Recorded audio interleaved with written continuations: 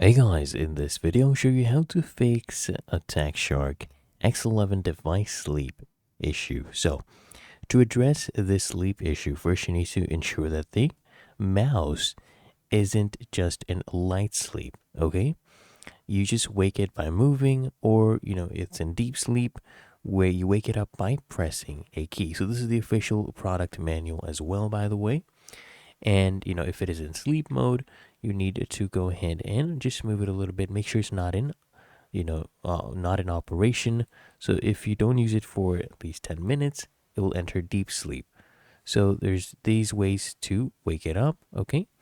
And just make sure that everything is correct as well, like the hardware connections. And for example, if it's in deeper sleep, what you do is you unplug and replug the dongle, or you try a different device or port. And if the problem is still persisting, what you need to do is I consider you update the drivers, and then you check the battery health if that is applicable, or you can potentially try a firmware update. And if the issue is with the model itself, you try replacing the battery. That might help as well.